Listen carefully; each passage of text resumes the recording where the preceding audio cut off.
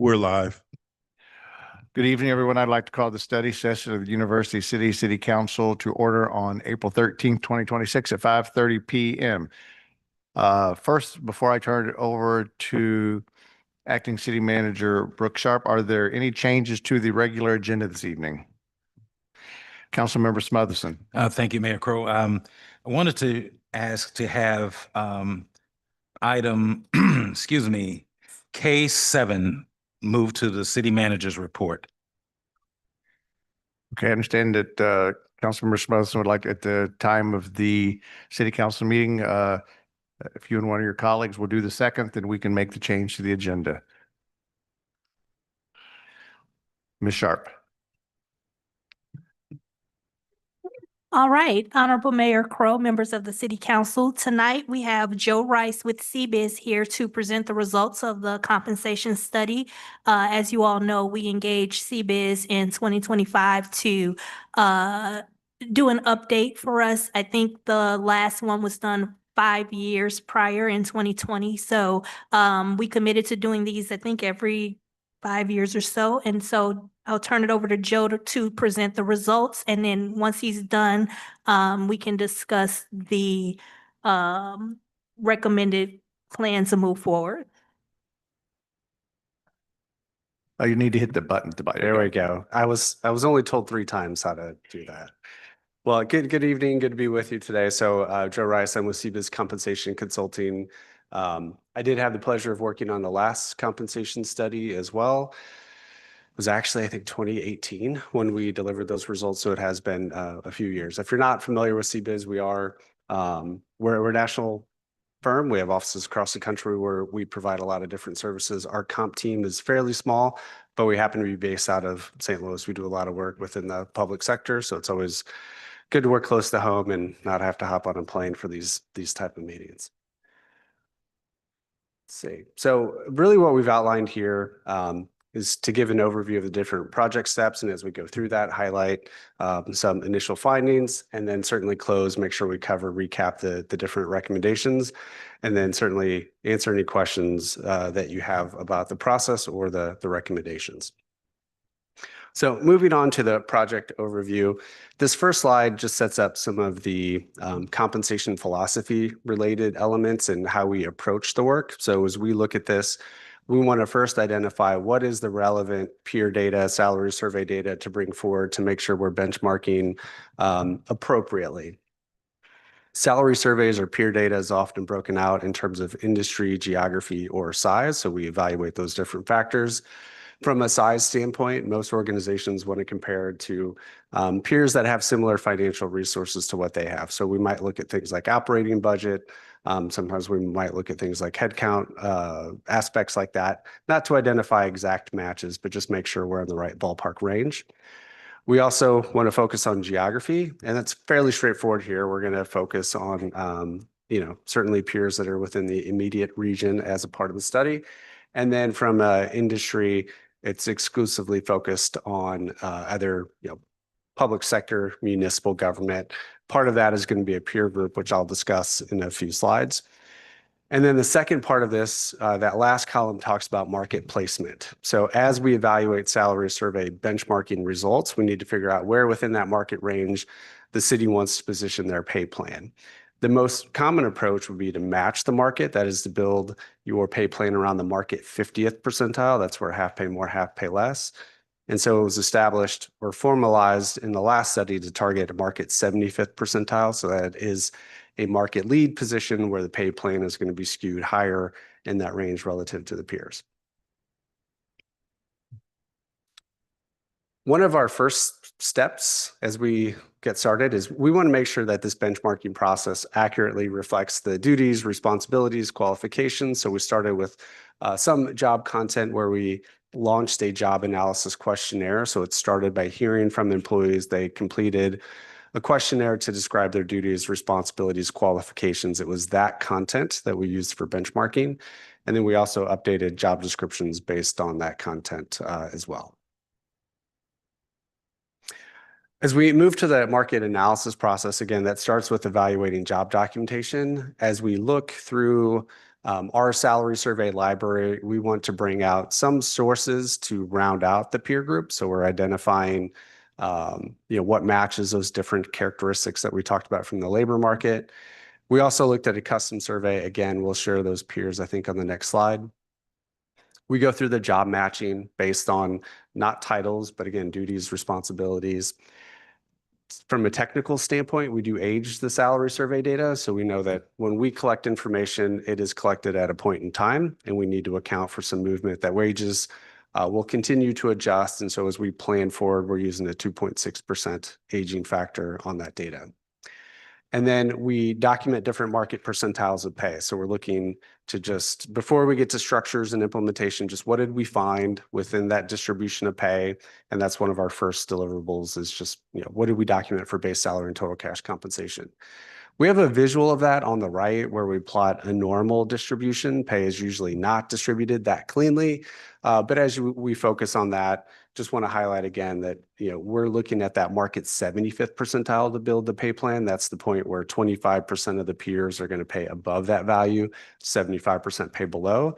And then we put a range around that to give some flexibility.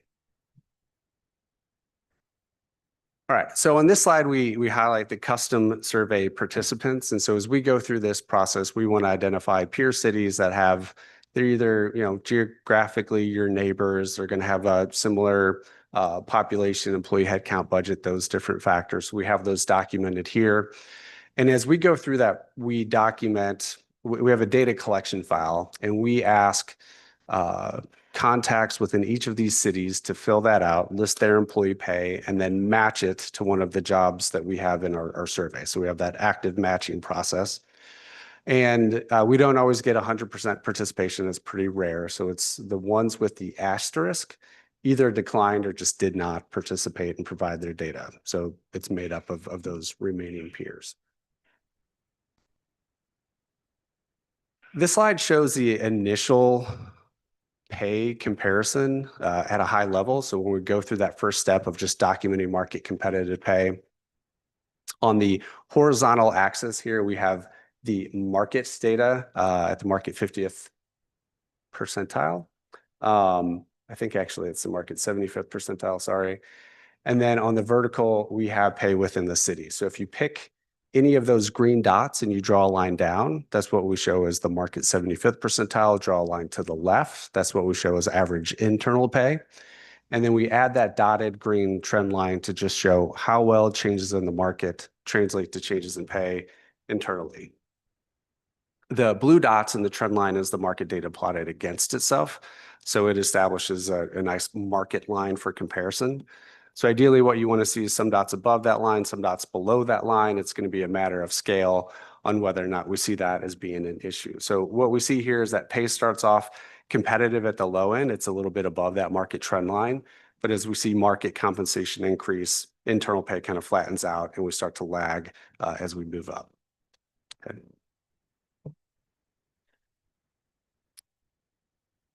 After we've assessed the market data, we then look at the salary structure to identify, is it still serving its purpose? Are there any changes that we need to make? So as we do that, we're looking at how well does the minimum pay reflect the market? How well does the maximum pay kind of push that upper end? And as well as how many steps it takes to move through that pay structure. So we did identify a few changes as we went through here. We eliminated a few grades. So when this work started, initially it was before a lot of the minimum wage adjustments within the state. And so the bottom of the pay structure we just took out. Had to make some other changes there too, to just make sure that that was staying competitive. And then we also narrowed the steps for a couple of those jobs too. So we narrowed the range and narrowed the steps as a part of that. Really what we saw is the range was pretty wide. As it got wide, even though you're trying to pay at the market 75th percentile, your starting pay really wasn't giving you any advantage. And so over time, there had been a lot of processes to allow employees to come in above that entry step. And so we just cleaned that up by bringing up that minimum so that your starting pay is going to be more competitive. But that maximum did not move up. It's kind of staying close to where it was before. So trying to balance some of the flexibility around that. Okay. As we look to the fire and police structures, within these, we did try to match the similar, these are really job-based pay ranges. So when we looked at that staff, we're really looking at a structure to help simplify administration. Jobs will be classified, and I'll talk more about that, into those pay grades. Within police and fire, it is a complete alignment between the job title and the pay range. It's a straightforward mapping process. So again, we're looking at things like how well that starting pay matches up with the peer starting pay, as well as the maximum and number of steps.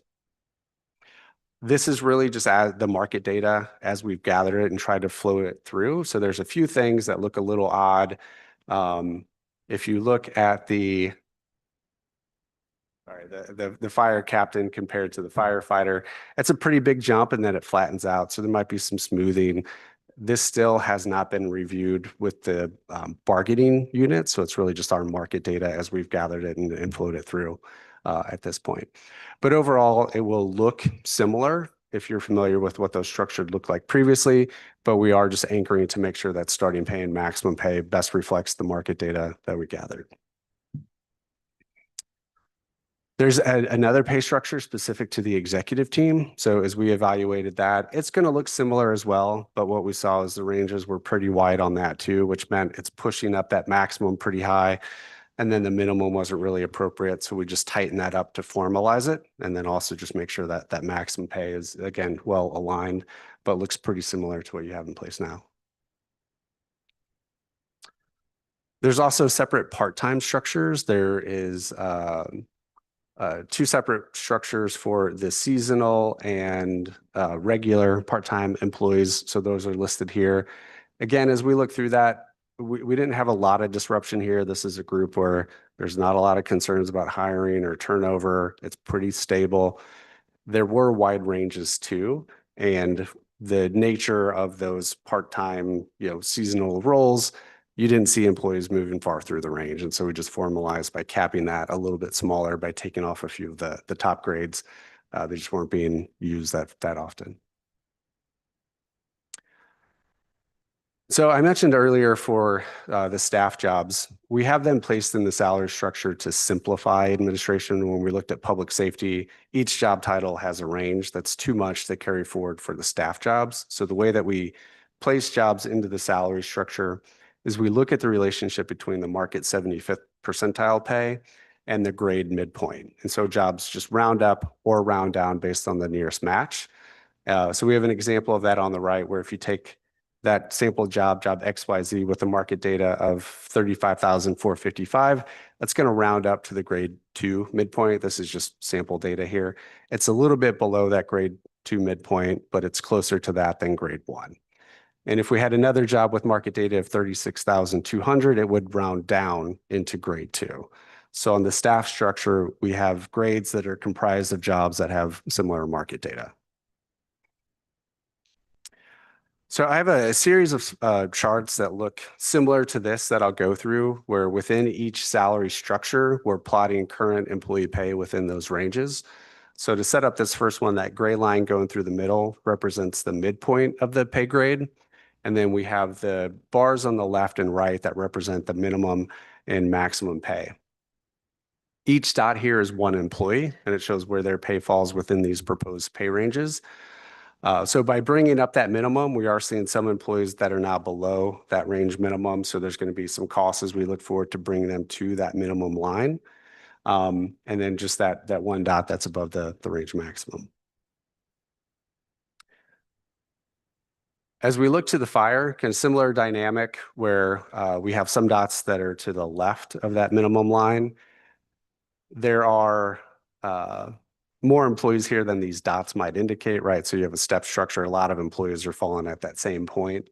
But we do see that there's adjustments at the bottom end of the pay scale that's going to have some of those firefighters and captains then below the minimum of the range. Similar dynamic as we look to the police step structure. I think probably with Prop P, however many years ago, there's just been a lot of money coming into public safety. So we've seen these pay ranges move quite a bit over the years. So we're seeing that with the police structure here as well. With the executive structure, some below minimum as well. So we have the 4 dots there. We'll look at the cost behind that. But really, you don't see that employees have hit that midpoint or progressed well beyond that. That is the only structure where employees are not tied to a step. So there's open movement within that pay range. And then we have the part-time structures. So some below min as we've reclassified some jobs to better align with the market data. A couple of observations below the max as we eliminated some of those top grades, but very, very few. So you can see you don't really use above the midpoint within this part-time structure. So wanted to present those slides just to show you that high level visual. And then if we put that all together, we have some of the cost totals on here. So the way that we break this out initially is looking at what is the cost to bring employees to the minimum of the pay grade. And we don't have a lot of employees that fall below. Hold on, sorry. The below min cost is relatively low. So you see that listed here at the 34,132 or 2.7% of payroll. Sorry, these numbers are looking off. We did have a few employees above max.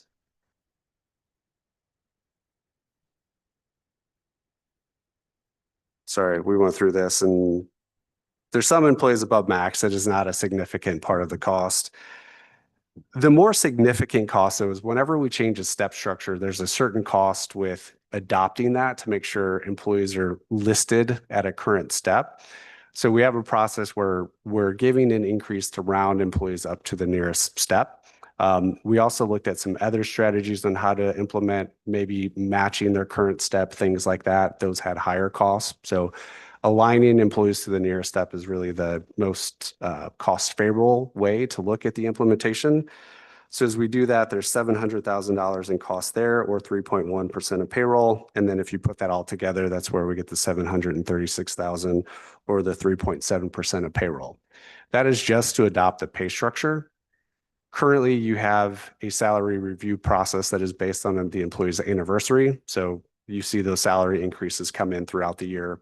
Monthly, you're going to have that experience as well coming in following this implementation. We also evaluated total compensation to put some of the pay data into context of the broader total rewards package. At a high level, when we compare base pay to the 75th percentile, you're about 10% below that goal. So we're showing that initially. As we look at the benefits, we see those as below market as well. I'll get into some of the nuance behind that as well. Not significantly below market. It's basically matching market expectations. But overall, it nets out about 9% below market. The highlights within the benefits data specifically is the city does cover a little bit less of the premium for healthcare than we would see in the market. So that's a trend both for employee only and family coverage. So that's bringing in a little bit of the difference. We do see some trends where dental and vision is subsidized by some peers, but not by the city. The PTO practices are broadly aligned. So we look at that at common tenure tiers as employees would get accrued vacation time. In some cases, it matches well. In other cases, it falls behind and then it catches back up again, but pretty close. There's one fewer holiday observed than the peer data. And then most of the peers are going to maintain a loggers plan for their pension. So there's 2 of the peers that do not. And then the majority as well offer some form of education reimbursement that might max out at a little over $5,000 a year, but that's not a feature that the city has as well. So overall, I think that the benefits package is pretty well aligned with the market. There might be some opportunities here and there to address some things, but it's not the case where it's above the peer data and meaningfully driving the total comp comparison. Okay, so with that, just want to highlight some of the recommendations. So what we would say first is to adopt the salary structures. So the new ranges, minimums, number of steps, all of that, to implement the compensation philosophy to make sure that starting pay is well positioned, maximum pay is appropriate. Increase all employees to the minimum of the range. So there's not a lot of cost tied with that. Most of it is going to be trying to address getting employees aligned to a step. So we're going to see more costs with that piece. And then a couple of the annual best practices is to annually adjust the pay structures. So there, you have been doing this in recent years to make sure that the structure is moving to match market trends. We know that the market's going to continue to move. So by updating your minimums and maximums, it's going to keep market alignment, and then making sure that those step increases are aligned with overall salary increases within the market as well. And so we'll provide an annual salary and planning letter annually to show what we're seeing in survey data or government data on how wages are moving, just to make sure that you're well aligned with those trends. Okay. I think that was the last slide before questions. Okay. Thank you very much for your presentation, Joe. Are there questions from members of council of our presenter this evening? Councilmember Clay. Thank you, Mayor Crowe, and thank you for the presentation. When you were looking at peer data for fire specifically, did that include protection districts or just municipally run? Yeah, it was Fires. just the municipal peers that we had outlined on. Okay, so the folks that you had in the peers that you had listed, that was for fire as well. So there's no. Correct. Yeah. So, Okay. I mean, as you know, not all of those peers have fire operations within the city. And we do know that the fire protection districts pay very competitively, right? And so I think that's one of the reasons. And honestly, like, this is one of the challenges is that a lot of the peers also want to set their fire department pay to the 75th percentile as a way to, as a nod to be competitive with the fire protection districts. And so when all of your peers are benchmarking at the 75th percentile, that's like a tough dynamic to stay competitive within that, but it does not include the fire protection districts. Okay. Thank you. Yeah. Other questions? Councilmember McMahon. Thank you, Mayor. Maybe I missed it in the presentation, but with the folks, the larger cost of catching people up to the steps, did those fall in number wise? Was there a breakdown of the percentage between fire and police, the uniform versus non-uniform? Yeah. So over 50% of the costs are within police and fire. And I think that tracks, it's a little bit more than how the payroll tracks, right? So police and fire make up a lot of the employee population, but it is disproportionate to those two groups. Most of the fees are coming there. So most of that shifting towards the uniform side is just that their pay structures higher to begin with for starting salaries and steps already. And then when you get them to the steps, it's just adding more. But number wise, was it they were more, we needed to get more of those folks to their step than staff? Correct. Okay. Yeah. And within that, so we didn't, what we presented here is not to maintain current step, but just so we could see some retreat where an employee that was at step 6 might be at step 3 now as the structure moved.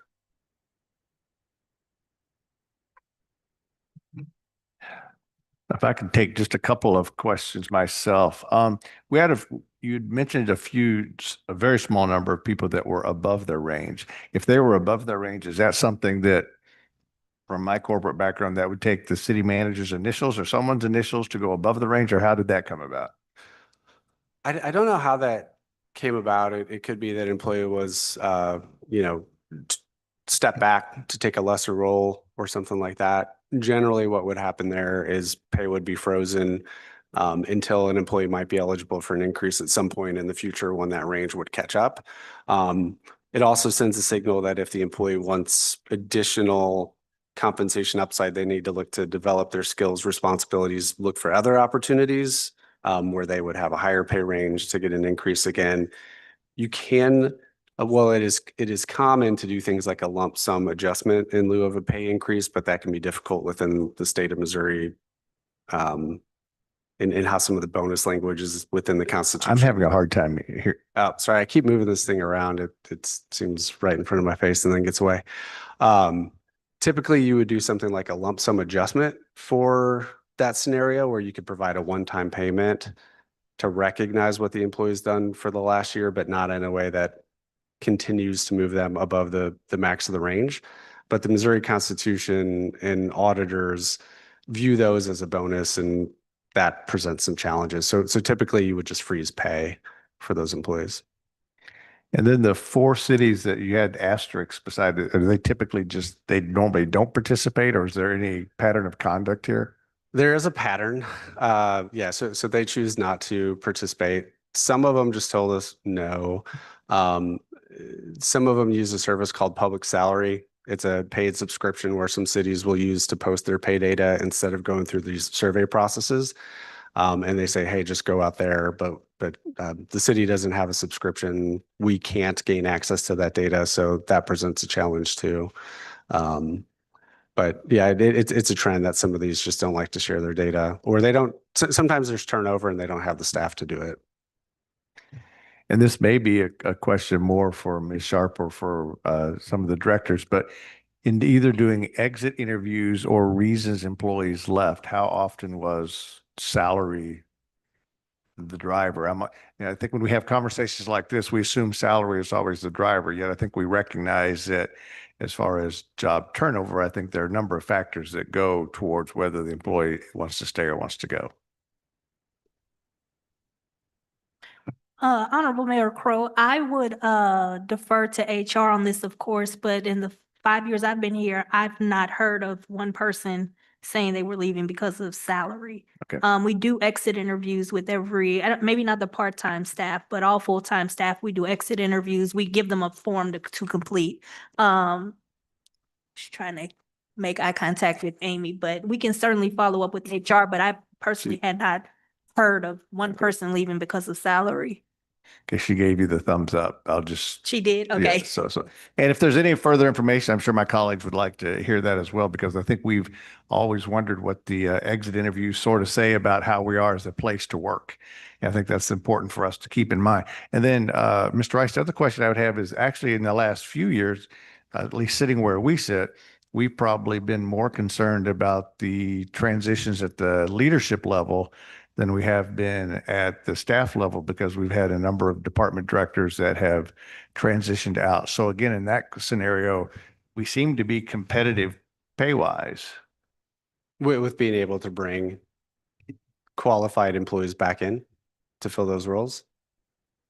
Well, mine would, I can go on that part as well. Yeah. Mine was that I look at us that our turnover in the past couple of years has probably caused us greater concern at the department director level Okay, yeah. than it has further down, because we've had turnover. And so I'm assuming, again, in this particular case, it's probably not necessarily, it doesn't look like salary is the issue, but could be. It could be. I mean, I think one of the, in that chart, most of the dots are to the left of that midpoint line. And so it could be with the open ranges that you might need more flexibility, that as you bring someone in low within the range, that you have the right method to move them through. Whereas in the staff structure, that's going to take 9 or 10 years. Within the public safety, 6 years or so.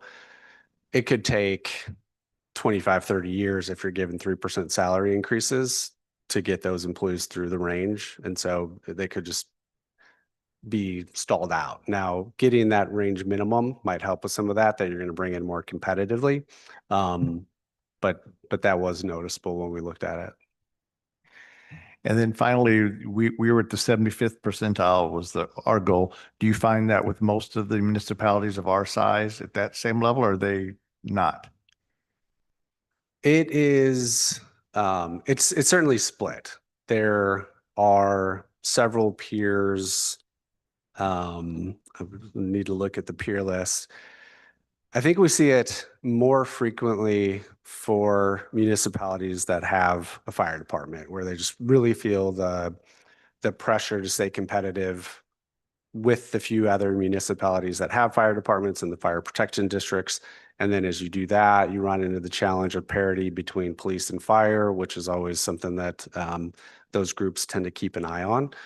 So I think there is a correlation that the cities with fire departments tend to skew a little bit higher in how they match the market.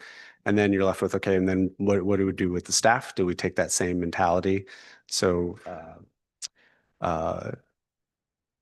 as a percentage breakdown, I don't have that to share, but it is somewhat probably more common within the municipalities here than we would see in other markets. Are there other questions of Mr. Rice? Ms. Sharp? If there are no other questions, next steps for this would be to incorporate it into the fiscal year 27 budget. We will be sharing this information with the police and fire unions. As you all know, we are in active negotiations with them. So I did commit to sharing it tomorrow once it was presented to you all. And then I will be working along with Chris with our budget consultant to see what this looks like for us once we incorporate it into the fiscal year 27 budget. If there's nothing else, Mr. Rice, thank you very much for joining us this evening. We will be back at 6:30 for the regular session. Thank you.